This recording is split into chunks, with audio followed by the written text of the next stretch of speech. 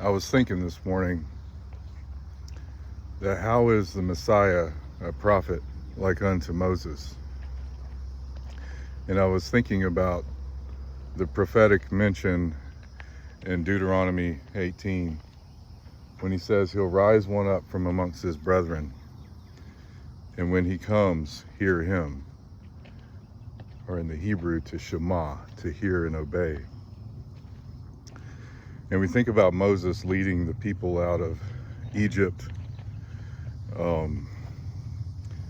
that through his leadership, Yah judged the Elohim, the gods of Egypt, and the Pharaoh, basically the leader of the known world at that time. And he leads them through the waters. He leads them to the foot of Mount Sinai to relearn the Father's instructions again, and to come into covenant. A mixed multitude came out who put their faith and their trust in the Most High and formed their allegiance with him. And then we fast forward to like Luke 9, and when they're there in the area of Caesarea Philippi and at Mount Hermon, and he takes the disciples up to the top, the same place where the 200 watchers had descended to make a pact of mutual implications.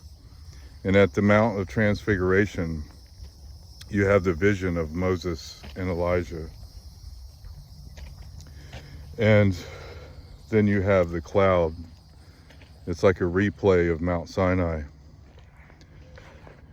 And what does the Father say? He says, "This is my Son, in whom I'm well pleased. Hear him. Shema him. This is the prophet like unto Moses."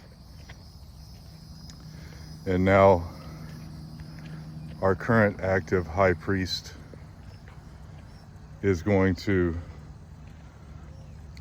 with his power, because all power and authority was given to him under earth, on earth, and in heaven, three-tiered cosmology, that he will be able to rise us from the dead at the last day, the last trumpet.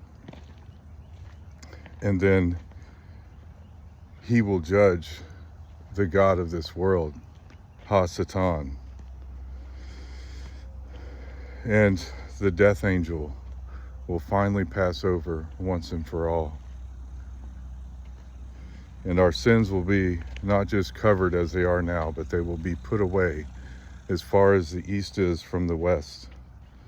And we will cross our proverbial Jordan, and we'll march into the promised land, just as Moses led his people.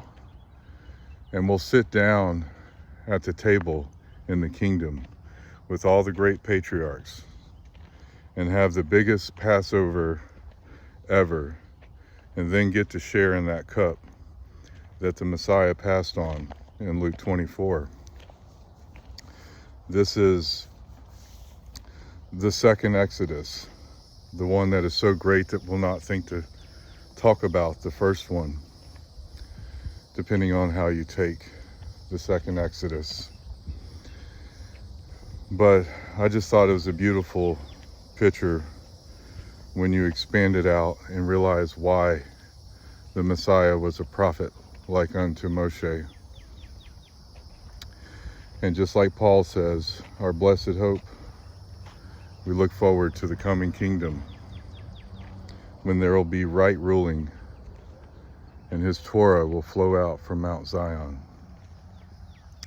And like in John 3, we will be given our new bodies, just as the Messiah's, born of spirit and water, where we will be truly, fully born again as the worm turns into the butterfly. A grand metamorphosis. And then the new covenant will be fully inaugurated. And no man will need to teach us. It will be on our hearts. And peace will flow out from Zion like a river. Praise Yah.